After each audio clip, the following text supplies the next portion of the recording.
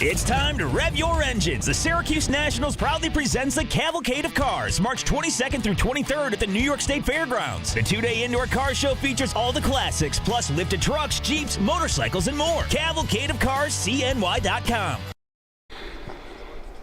Broadcasting live from the campus of Syracuse University, this is Newhouse Afternoon. Welcome to Newhouse Afternoon. I'm Jackson Cowan alongside Samantha Barlow and Geraldine Paglia. This week we got a good one for you, and after 2 weeks we're back on the air. If you're watching, you can see we're all wearing hockey jerseys. Courtesy of Geraldine mostly. It was kind of her idea. Sam also wanted a Braden Point jersey, but these two treasonous people next to me, one wearing a Sweden jersey if you're listening on the radio, one wearing a Canadian jersey. I'm a little disappointed, especially in you, Geraldine, because you're a Bruins fan and you're wearing a William Nylander jersey. Okay, because ever since, and I've told everyone this, my top 3 teams are Boston Bruins, Toronto Maple Leafs, and Florida Panthers, and everybody makes fun of me for it, but I have a reason for every single one. How's the Braden Point jersey treating you?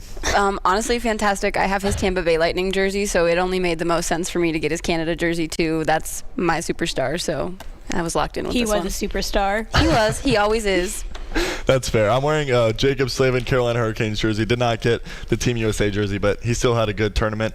We've got Push My Buttons. We've got men's and women's basketball coming up for you, men's and women's lacrosse. We're going to talk about, the fan experience, kind of a little bit what we saw with the Four Nations compared to the NBA All-Star Game, and then a little recap of our picks from last week and our Push My Buttons courtesy of Geraldine this week. But getting right into men's basketball, last night Syracuse took on the Wolfpack, 74-60. The Orange, right from the jump, they got out to a 13-3 lead, forced NC State to call a timeout. What a start for the Orange, and a great win for them as the season kind of winds down.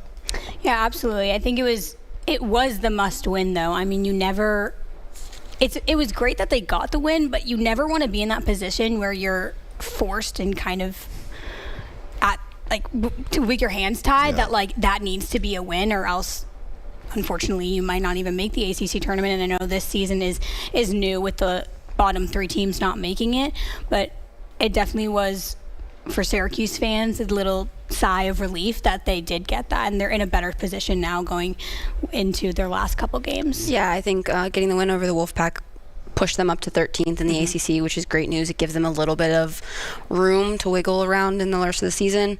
But like you said, must win for the rest of the season at this point. It's unfortunate that that's where they're at and that their backs are kind of against the wall, but it's not Syracuse basketball if you don't make the ACC tournament. And so they really have to keep whatever mentality they came into the Wolfpack game with. They need to keep that going into the rest of the games this season and just push to the end, because they can do it. They're a team that is capable of it, and now that the people that they expected to perform are kind of consistently performing, I'm hoping that they can hold that up and push themselves to it. But being in 13th is good news right now, but you got to keep winning to maintain that so that you actually can comfortably make the ACC tournament and not be waiting on that bid. Yeah, well, you mentioned there's 6-11 now in the ACC tournament. There's 4 teams at 7-10 right now, so there is still some room for them to possibly move up, maybe be, a 10 seed and 11 seed, somewhere in there. There's plenty of time left. And Boston College, NC State, they're both at 4-13, so Syracuse has 2 games ahead of them. They're the teams that are out of the tournament. Miami, I mean, I don't even know if they can mathematically make it at this point. So for Syracuse, definitely able to kind of relax a little bit after that win. And J.J. Starling, he was great. Kind of a quiet 17 points for him. He led the team. But just being at the game and kind of watching, it wasn't like he was scoring in spurts. It was just every time they needed a bucket, it seemed like he got one for them. He either got to the lane or kind of, hit a big shot, something like that. And especially in the second half, I know Coach Autry called a timeout. They were just talking about that with Coach Autry, Pauly, and Professor Infante were. And he kind of mentioned, after that, NC State was in the bonus, and they were able to just kind of go at NC State, drive, get to the lane, and if they draw contact, if they don't finish, you're still going to the free throw line. So a lot of good stuff, especially in that second half. I thought NC State cut it to, I believe, 8, and then they call a timeout, able to regroup. That was really nice to see for the Orange.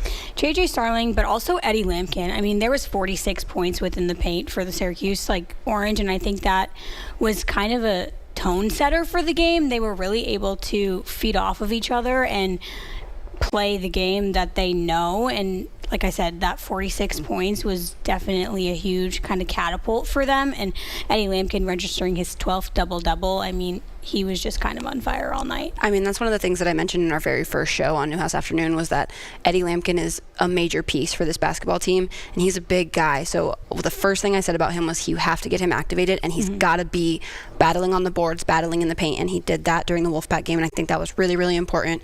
He put up 14 rebounds, which is great. You're always looking for those second chance opportunities because that's how you win games. It's not always going to go in on the first shot, and if you can get there and get that rebound, you give yourself extra opportunities, and that's how you seal the deal. It is also worth noting he was injured at the beginning of the season. He played in the first game against Lemoyne, but had a little bit of some back problems, and so didn't always play a ton, especially at the beginning of the season. Now it seems like he's really healthy.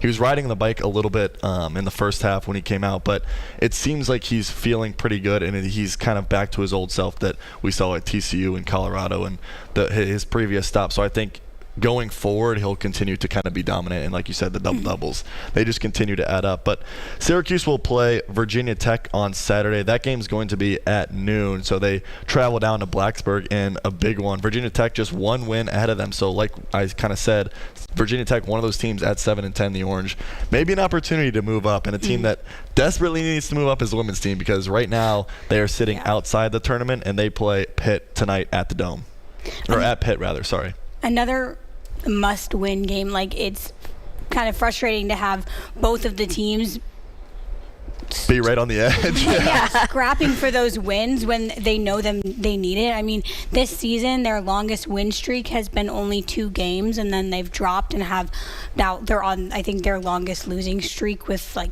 3 of their last games they've lost, or 4. 4 straight. 4 straight. So again, like it's a position you don't want to be in, and if they do lose to Pitt, I mean, I'm not really sure, but I mean, they're home for the next 2 games, so their last 2 games at that. So 2 games. There's a light at the end of this tunnel at this point, and when you're looking at the end of your season, it almost rejuvenates your need to like finish it out strong, especially when you know there is still a chance to make it. Like we said, they're sitting at 16th right now, so they're out of it, but they're tied record-wise in the conference with Miami and Pittsburgh. So there's still a chance they can still do it. Beyond that, Boston College is only 5-11, so they're only a game up. So you have an opportunity. You're going to play Pittsburgh, and then if you win that game, you move up. And then you finish out your season with Boston College. They lost to Boston College the first time, but they didn't have Woolley.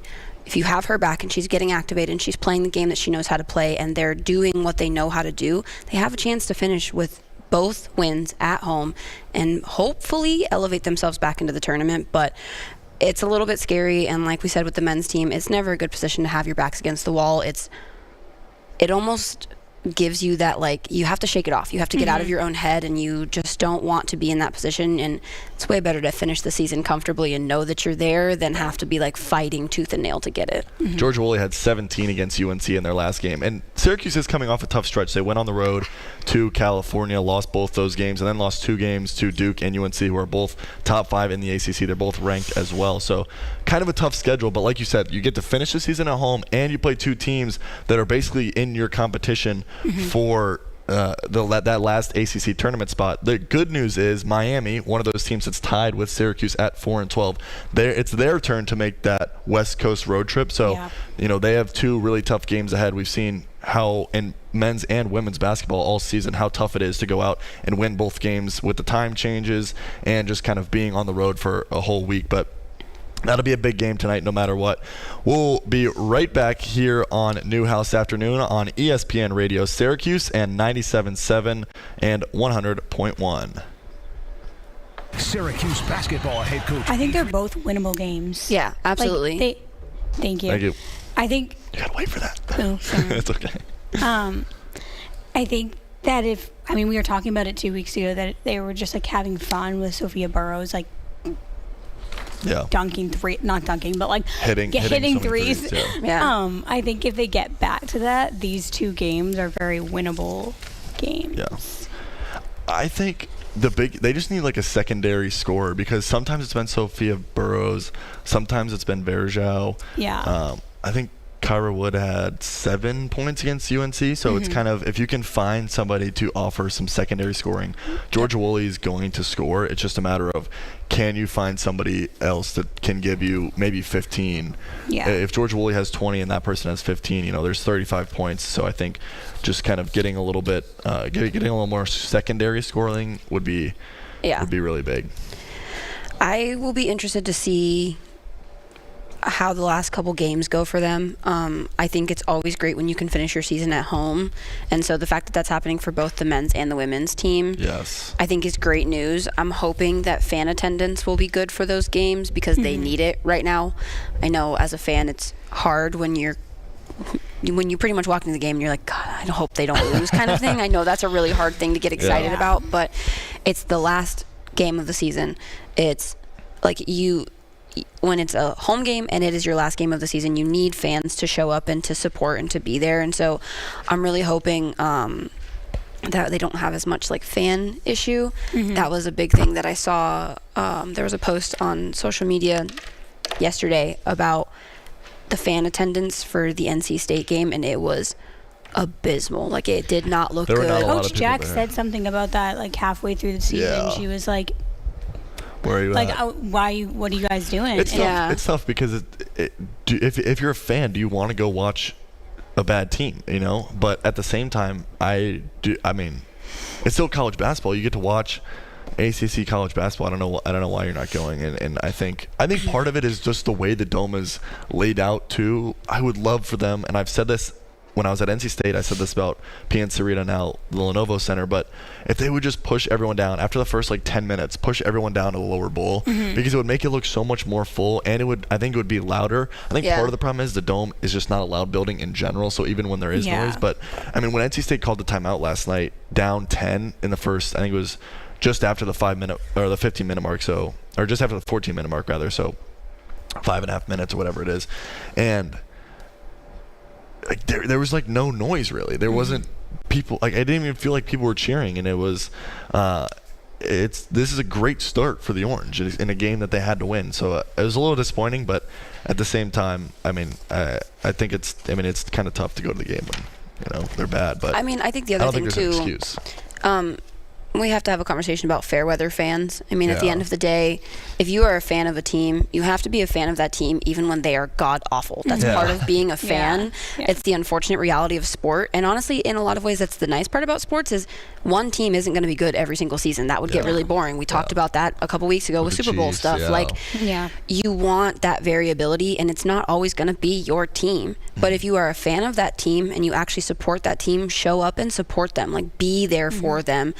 Even when it's bad. I think it makes it even sweeter when it is good. It's like you were there in the bad times. You were in the trenches. And you were also there, when they do win, a cup or whatever, or you make it to the championship. It makes it sweeter for the fans. So, I agree. No, I agree. Yeah. Also, to that point, if you live in Central New York, what other sporting event are you going to? I would miss sporting events because the Mets aren't playing right now. You can go to Crunch games, and the Crunch are decent. Yeah. But if you want to watch basketball, if you want to watch football, I mean, are you driving 2.5 hours to Buffalo? Well, the NFL's over now, but even during football season, are you going there and stuff like that? And I was honestly disappointed with football too a little bit because the team was good, 10 wins. Kyle McCord was fun to watch. Yep. And still didn't always fill the stadium, but 100.1. Watch live on QSportsTalk.com. Tomorrow's broadcasting stars today. Broadcasting live from the campus of Syracuse University.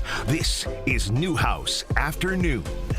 Welcome back to Newhouse Afternoon. I'm Jackson Cowan alongside Geraldine Pollia and Samantha Barlow. Just a reminder, this hour of Newhouse Afternoon is powered by Drivers Village Cicero. Go to dvoffers.com for more information. And we just kind of finished up talking, it doesn't seem like the attendance has always been great at times for Syracuse. One team that has had pretty good attendance so far for specifically the sport is the men's lacrosse team.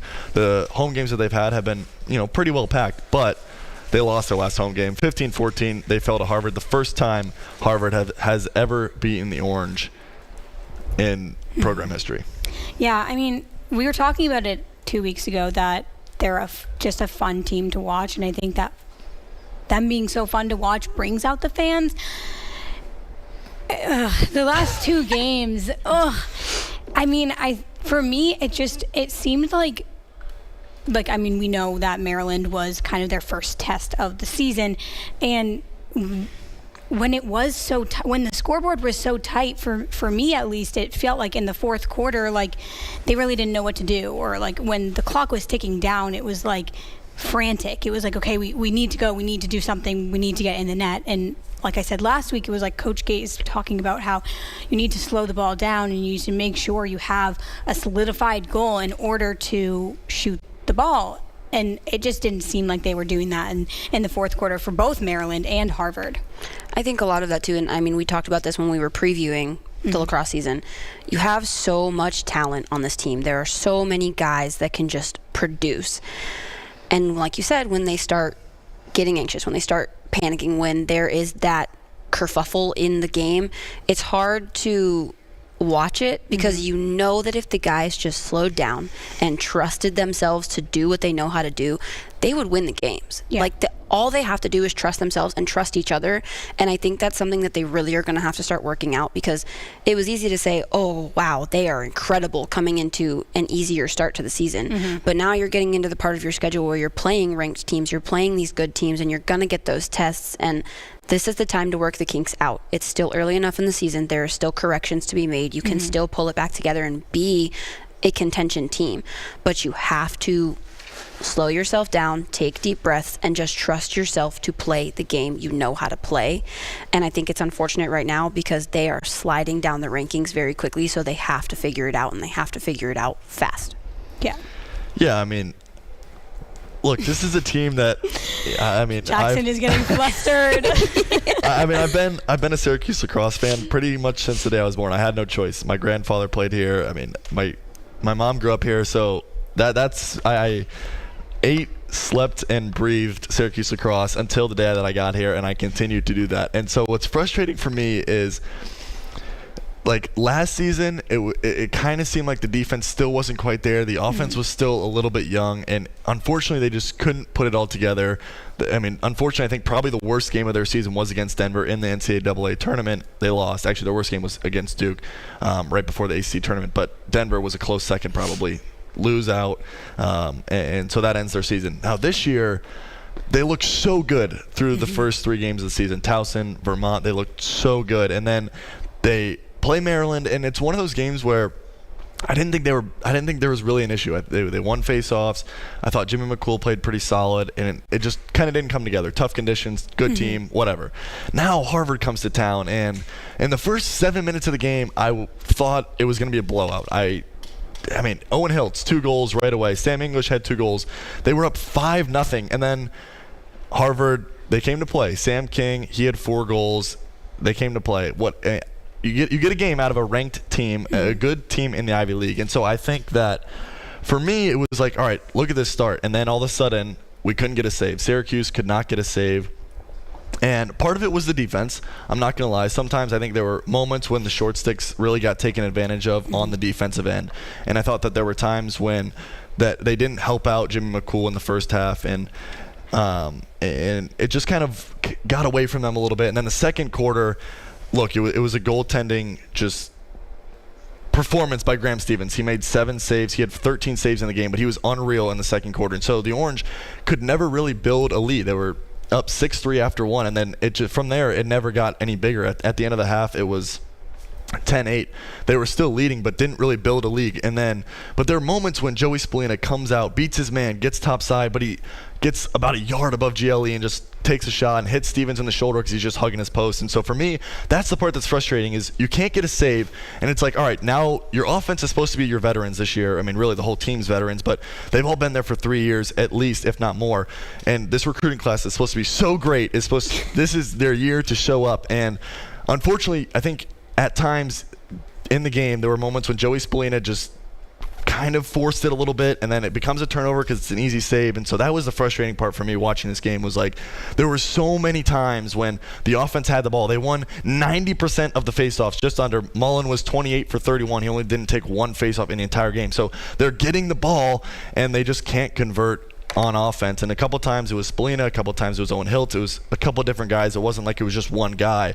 And then you couldn't get a save when you needed to, and all of a sudden Harvard in the second half, fourth quarter specifically, just kind of was able to get the win. And Syracuse still, like you said, Sam, they had moments where they had a chance to make a play. They had the ball with just under a minute left. Graham Stevens made a really good save on Michael Leo, I believe, on a shot that would have tied it. And then Syracuse got another turnover. They forced a turnover on a double team. And Billy Dewan, nice check in behind. They go all the way down, have another shot, and it got blocked on the way through. That was short time. But for me, that's what's frustrating is it seemed like they started so well, and then all of a sudden Harvard goes on a little bit of a run, and they just couldn't put up with it. Yeah. Someone that I was frustrated for, like you said, Jackson, was Don Mullen. I mean, 90% face-offs. He is 5th in the country right now. He was setting the tone, and unfortunately, like our offense, our defense just couldn't support him.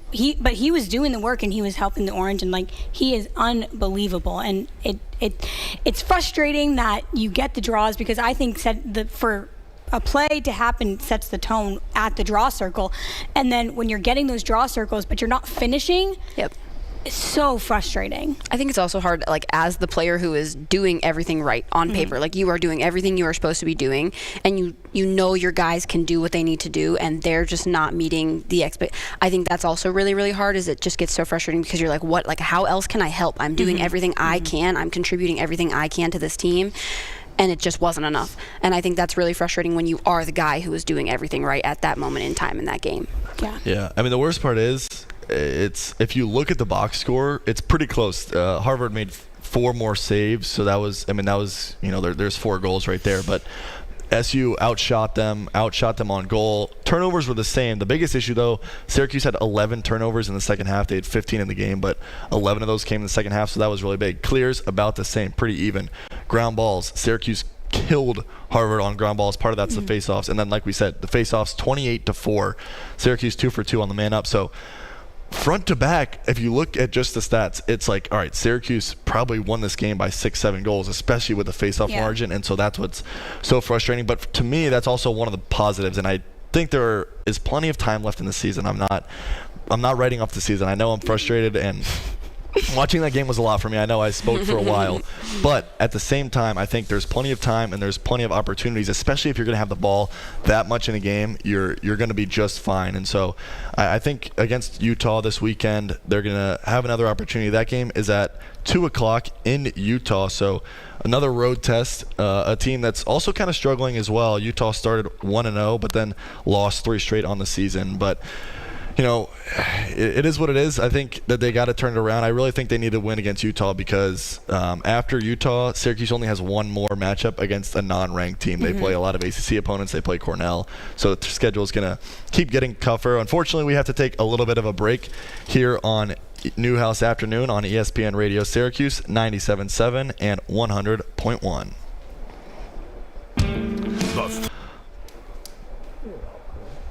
Thank you. I think that. Sorry, I just talked for 5 minutes. You're fine. We knew that was. Jackson had a blowout. Fuming. I could see the smoke coming off of his head. I think my face is still red, but it's okay.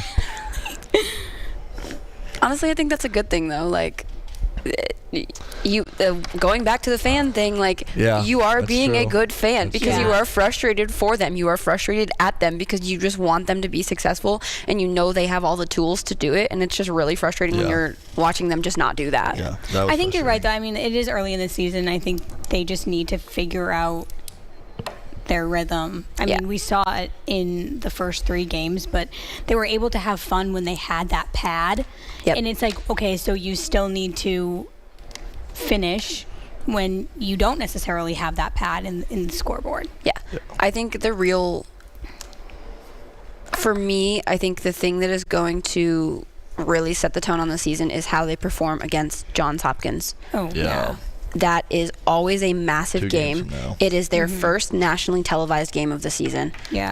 It's always a big game. They are in the dome for it this year, which is great. You're on home turf. I was going to say. Show up, produce and do what you know how to do. Like, you know that this is a team you have to come out and you have to battle against.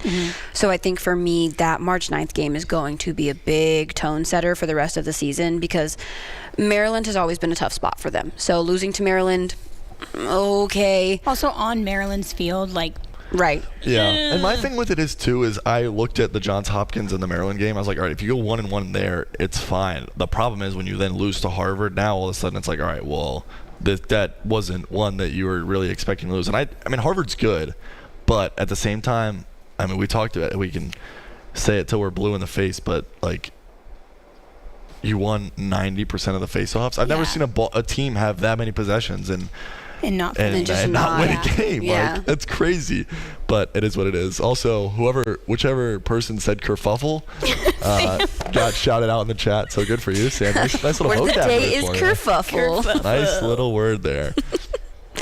but women's lacrosse. Well, I'll mention that coming out of break there. Also, I forgot to kind of preview Utah, but that's okay. You were frustrated. It's okay. Stuff happens. They're 1-3, but they've only lost by a combined 4 goals, so their plus minus is still actually plus. And Ryan Stein's leading the team, 5-9-14. I think I told you this, but went to my rival high school, so Oof. yeah, Panther Creek High School, Cary, North Carolina. Shout out the hometown. Shout out Cary, North Carolina. Yeah.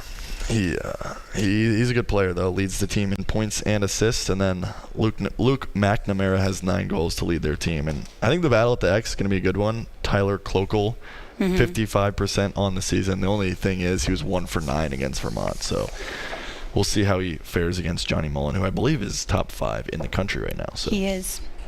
That's a great little stat. They're going to have fun going to the Utes field. Oh, yeah. Outdoor.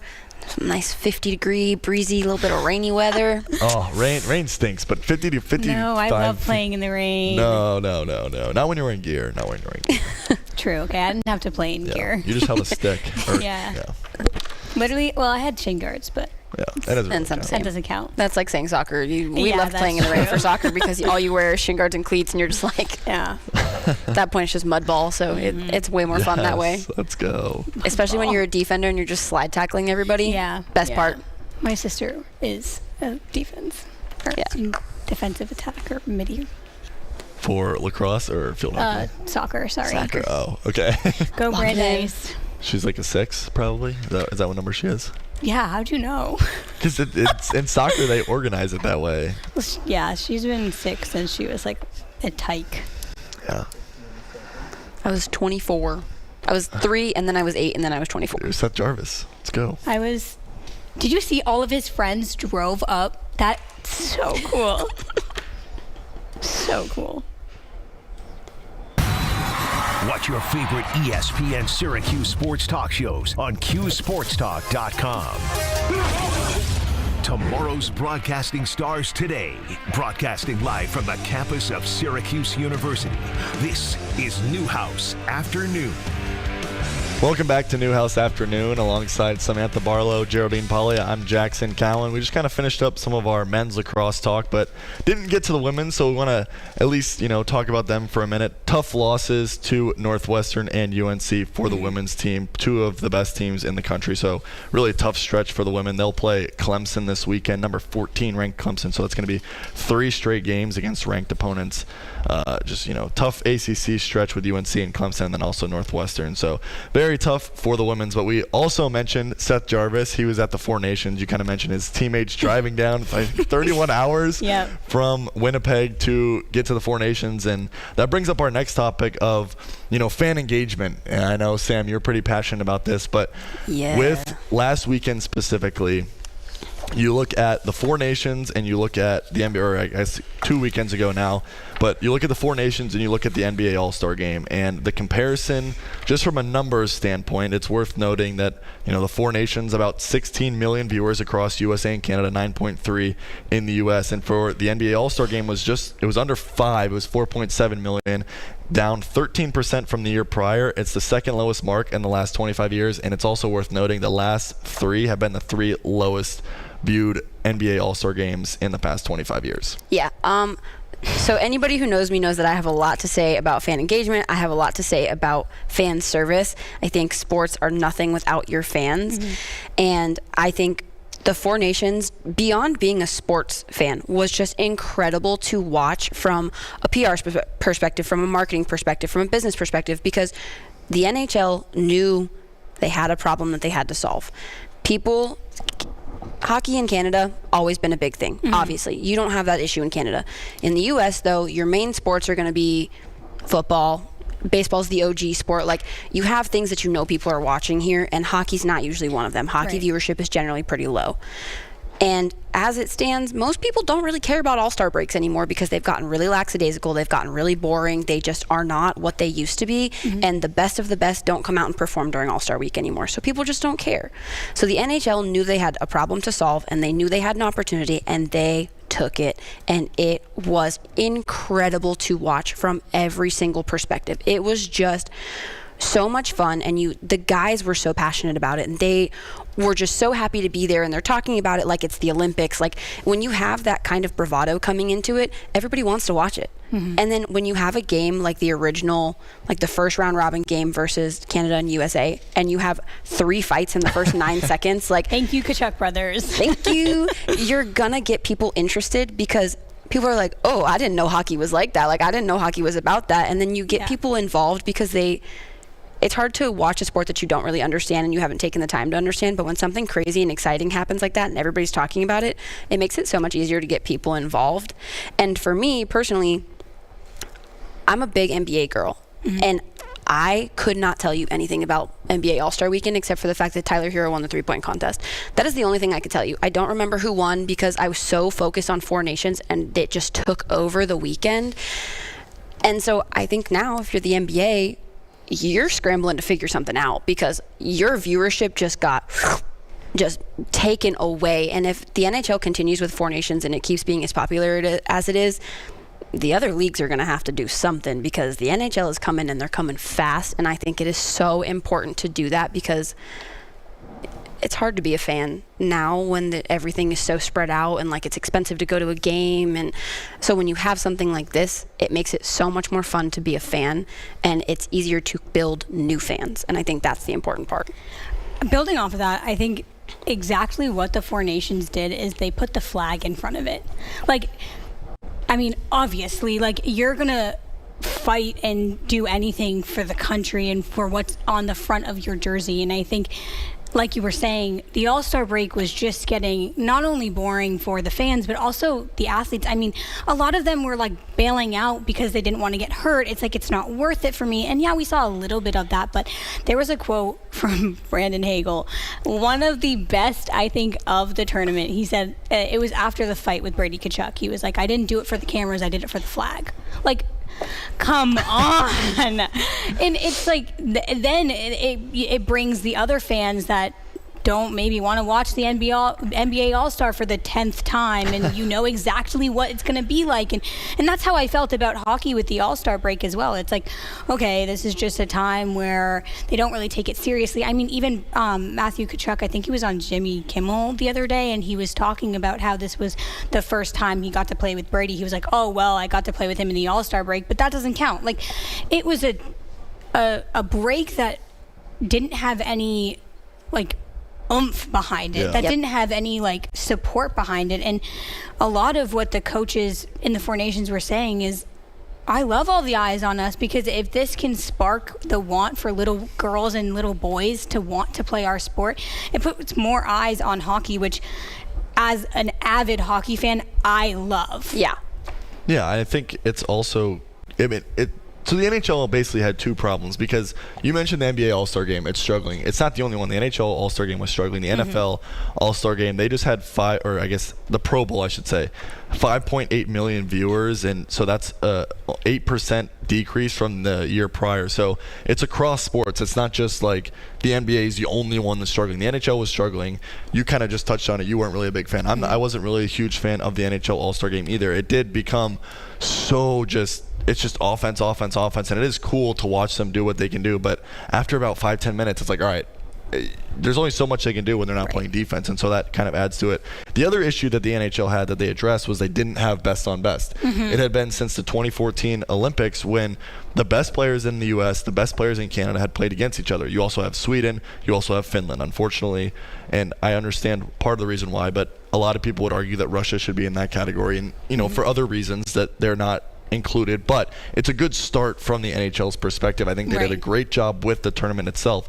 And Sam, like you said, I'm not as big of an NBA fan as you are. I know that, but I'm still a sports fan, and I didn't see anything on my feed about. I know Mac McClung, like to your point, Tyler Hero won the 3-point contest. Mac McClung won the dunk contest for, I think, the third year in a row. Saw a nice stat that he's made more doing the dunk contest, winning the dunk contest, than he has in his actual contracts for his playing career. But otherwise, I couldn't tell you, what happened. I mean, I'm assuming LeBron James was there, but I couldn't even tell you. He wasn't even suited up. Yeah, I couldn't even tell you. I couldn't have told you that because of just there wasn't that much around it. And even on my feed, I'm going on Twitter, I'm going on Instagram, whatever. I didn't see much. I didn't see many highlights about the NBA All-Star Game, and so for me, that's an issue. And you said it. The NHL took two problems and fixed them with one solution. It was a great solution, and next year they'll have the Olympics. The year after that, they'll have, I believe they're calling it the World Cup, but either way. Yeah, and I mean, I think another big thing, and we talked about this briefly in our last show, in that I think part of the problem with fan engagement is the element of loyalty. I think we talk about it across all of the sports. It's become a way bigger topic in college sports now with the transfer portal and how unregulated that is. It is hard to be a fan of a team when you don't know who the heck is playing on your team. When people are getting moved around constantly and you don't have somebody that you can root for a while. Like, to speak to my own experiences, I'm a Miami Heat fan. So Tyler Hero has been a huge piece on the Miami Heat. He has been in trade conversations every single season, but they drafted him. He's been with them the entire time, and he puts in the work every season to become great and to be better, and he has been the star this season for them, Jimmy Butler drama aside. And so I think for me as a Miami fan, that's an incredible place to be in because I know Tyler. I root for Tyler. He is a Miami guy. Bam Adebayo is the same way. Bam's been with them since he was drafted. Like, when you have guys that have been there for some tenured time and you're used to them and you can root for them and you've seen their journey, it's so much easier to be a fan because you know who you're looking out for, and it also makes it easier to buy jerseys. I mean, you don't want to buy a jersey for somebody that you're afraid is going to get shipped out in a week, and I think the Luka trade tells you that nobody's safe. I don't think anybody expected that or saw it coming, and so I think that's just a big element that leagues are going to have to kind of keep an eye on, and it's kind of a across the league issue. I don't see the NHL having as much of an issue with it. The guys that play in the NHL are usually pretty good about, they're in one team for a while. Team, like, you know who play. Like, when you hear Sidney Crosby, you know who he plays. Like, you know who he plays for. So I think that's the other nice part and the advantage that the NHL has is those guys are so loyal to their teams, and the ownership is so loyal to them as well. I think the front offices are so there for them, and I think that's really important to note. But the NBA, college sports have gotten really bad about it. The NFL is kind of like a half and half, 1 foot in, 1 foot out kind of thing. You have your big names who stay, and then other than that, you can't even read the lines because you just don't know who's there, and people get moved around so often. So I think that's another big thing that comes with fan engagement is the loyalty. You have to have players that stay in one area, and I think that's a big thing, and you kind of talked about with the NHL. It's so important. Unfortunately, we are going to take a little quick break. Don't go anywhere, though. We'll have more Newhouse Afternoon right after this on ESPN Radio Syracuse on 97.7 and 100.1. Hey, this is former... All right, hand me out. We don't need to bring it back up. You never know what's going to happen. He's a little heated still. I was actually at the women's hockey game watching before the women's hockey game got underway, and just, was very frustrated. But it is what it is. Yeah. Pain. Hey, new week, new opponent. Hopefully we can. Hopefully they can right the ship.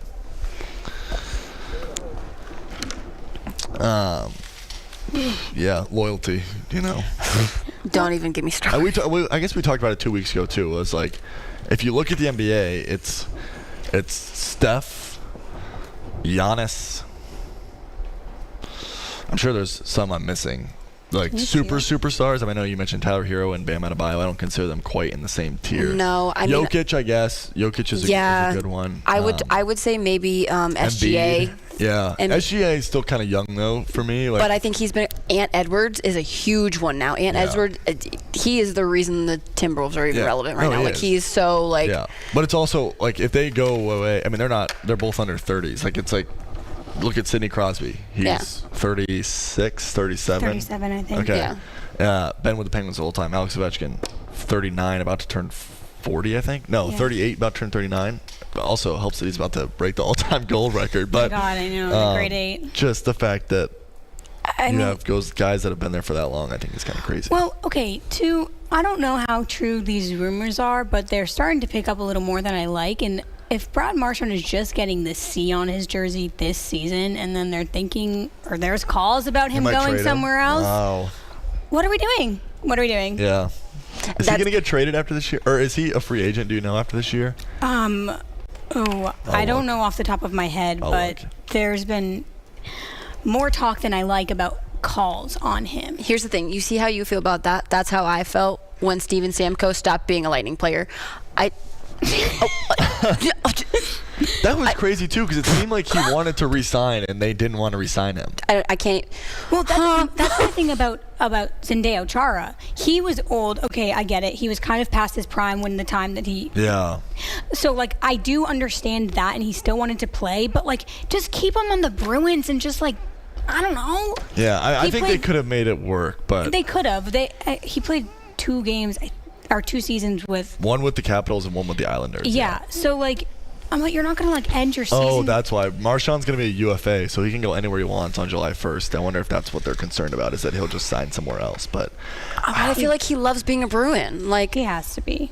I think the NHL, I do kind of think is starting to get a little bit of it too, where you see. This isn't necessarily a great example as far as superstars goes, but Pierre-Luc Dubois was in Columbus, kind of wanted out of Columbus. Then he got sent to Winnipeg, and then wanted out of there, got sent to LA, wanted out, and then now he's on the best team in the East, in the Capitals. But so, I think you see a little bit and it's good because if you're a player, right, it's kind of like the portal. You want to be somewhere that makes you happy. Right. But at the same time, it's frustrating, like you said, as a fan, when none of these jerseys were cheap. And my brother's birthday was 2 weeks ago. My dad asked what jersey he should get him, and I was like, there's really only like 3 or 4 options, because you have Seth Jarvis, who's going to be on the Canes for a while. You have, I think it was right after the Marty Natchez trade, so that wasn't really an option. You have Jacob Slavin's going to be there for a while, and Sebastian Aho. But otherwise, basically the rest, I think Svech, I can't remember where his contract's at. He might be there for a little while too. But there's so many guys that, they could be gone soon, and so that is a little concerning, and you kind of see it creeping in to the NHL as well. And I think in defense of the NHL guys, they are one of the more underpaid leagues. And Jerry, you and I have talked about this in previous conversation. Don't get me started on it, please. I think in their defense, it's also one of those things where for them, not that they don't make good money, but they're going to go where the money is. Yeah, that's so. 7 and 100.1. Watch live on QSportsTalk.com. Tomorrow's broadcasting stars today. Broadcasting live from the campus of Syracuse University. This is Newhouse Afternoon. Welcome back to Newhouse Afternoon. I'm Jackson Cowan alongside Samantha Barlow, Geraldine Paglia. Geraldine, you get the star this week. Unfortunately, Sam and I, we both stayed true to ourselves. We both stayed true to our country. We picked the U.S. to win the 4 Nations.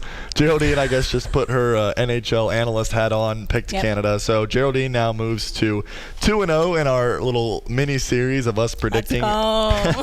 Predicting I had to put it on my each week. computer because you couldn't see it on my jersey. So good work for Geraldine. Sam moves to 1-1. I'm also in the running too, probably, but there's still plenty of time. And we have 2 predictions this week. So I want to start with the women's team. We started with the men's team earlier on. So I want to start with the women's SU team. Does the Syracuse women's basketball team make the ACC tournament? Geraldine, I'll start with you. Oh, well, put me on the spot there. I'm saying no. I don't think they can pull it out. As much as it pains me to say that, they're just too close for comfort for me. I think I'm also going to go for no. I think I see them doing well against Pitt tonight, but I'm a little bit concerned about their performance against BC, and I think that's going to be the nail in the coffin. So I think I'm going to say no, they're going to miss it, and it's going to be really sad. Based on my record, it's probably great that I'm on an island here. I think they do make it. I think Miami has a tough schedule coming up, and I think they get the win over Pitt tonight. I think they beat Boston College. 2 straight wins at home for the SU women to get them in the tournament. Sam, this time I'll start with you. Men's team, are they making the tournament, yes or no? I think there's no way they don't. I think that these guys are not going quietly, and they are going to curb stomp the rest of the season so that they can make it. And with the way the numbers are stacking up in the conversation we had earlier, I think they're in a little bit of a better position. So I'm going to say, yeah, I think the guys make it. I'm going with Sam. I think they make it. I think seeing how they performed in the must-win game, I think they have a fire underneath them that they're just going to continue to ride for the rest of the season. And like Sam, you said, they're in a better position now. So I'm saying that they make it. Yeah, I agree. When we came up with the rundown, we weren't sure if they were going to beat NC State. So I think if they would have lost that game, my answer might be different. But I think they make it. This week, Geraldine, push my buttons. Yes. What do you got? All right, guys. So we're talking about fans and engagement and all of that. But now I'm turning it to the streaming services. Does it push your buttons that you can't find one team's games on one streaming service and you have to go to 500 different streaming services to get there? All right, so Jax, I'm going to take this one from you because we all know how I feel about fan engagement. I hate it. I hate it. It makes me so angry. The first thing I'm going to talk about here specifically, though, is blackouts. Don't even get me started. Why? Why? Please, I beg. Why, if you're a local fan, like for me, if I was living in Tampa Bay, Florida, and I wanted to watch the Tampa Bay Lightning games, and I can't watch it on streaming because I'm too local to the game, you ruin viewership that way. You ruin it because I don't want to say most, I mean, I know fans are everywhere, but like a good majority of your fans are in the city that they're trying to, so if they can't watch the game and you're like, oh, I wonder why nobody's paying attention. Because A, it's too expensive to go, people are at work, it's hard to get there, whatever the case might be, and you're taking away their one opportunity to actually watch the game because you're blacking it out. And then on top of that, it's on God only knows what streaming platforms. Like when I was trying to watch Four Nations, it was on like 4 different things. So each game I had to be like, all right, well, where are we watching today? Can I even watch it today? Do I have this platform? Like, and like for me, as a soccer fan, I love the MLS. I love to watch soccer, but Apple TV has the rights to them, so you can only watch it if you are an Apple TV Plus subscriber. So it's like, I have to have every single streaming service, and I have to pay for every single thing just to happenstance maybe get to see the games, and then you ruin people who want to be fans because it's too much work. I don't want to go through that much work to try and watch a game. Just, why? Why do I have to do all of that? Why do I have to pay all of that money when I just want to support my team? Don't piss me off. Like, Too late. Too late. Yeah, I don't think it bothers me to the same extent. The frustrating part for me is, for the first time in my life, I lived outside of my team's area, like you just kind of mentioned. And so as a Canes fan, I was fired up. I can go on ESPN Plus, watch all their games. The problem with the blackouts here is Sabres, Rangers, Islanders. There's 3 teams that the Canes play often that I can't watch, and so then I'm frustrated. I mean, it is what it is. It is expensive. Look, if you watch every NFL game, it's like Amazon, Netflix, cable, Sunday Ticket. It just, the list kind of goes on and on. The NHL is becoming the same way, but unfortunately, or fortunately, depending on how you want to look at it, that's the way the leagues make money, and it's great because NHL players are getting paid more than they ever have before, which is awesome. The CBA has kind of said that the cap's going to go up, which is also awesome. I want NHL players to be making as much as possible. So Me too. It is a positive thing. Unfortunately, as a fan, it's tough. Yeah. Well, I'll make this quick, guys. It also does bother me, only just because kind of exactly what you guys were talking about. It's frustrating as a fan not knowing, like for me specifically, when I have to like search it up every single time, like I don't know what it's on. Can I watch it? Do I have that streaming platform? Am I begging and pleading to make sure like I do have that streaming service to watch it? And as a fan of field hockey, they're not on the most like available platforms, yeah. except for the bigger games like the championships and the NCAA like tournament, yeah. which is great. But like, I want to watch the obscure games, and I want to watch the regular season. So it's a little frustrating to me at that point. But to Jackson's point, it's a back and forth because I do get it. But as strictly a fan from that perspective, yes. Yeah. I mean, yeah, it's frustrating, especially when we talked about lacrosse. We all saw, or you guys saw how probably red in the face I was talking about men's lacrosse. And so watching lacrosse games, I do think that's one of the ones that's a little easier. But we go back to Syracuse lacrosse, they playing Maryland, their biggest game of the season. It's on Big Ten Network Extra or Plus. That was frustrating because, I have ESPN Plus. I'm an ESPN guy. And ACC Network Extra, and unfortunately they put it on Big Ten Extra. Can't watch that. So that was a little frustrating, but that's the way it goes sometimes. And yeah, MLS, you got a whole other thing. You got a whole other issue there. I just and I think that's hard too, because going back to trying to grow viewership, the MLS doesn't have a massive following in the United States. It's just like soccer has never been a USA sport, which is unfortunate because it's a fantastic sport. I played it my whole life. I'm very close to the game. I love the game. Totally against my normal stuff. I'm a Seattle Sounders fan for the MLS.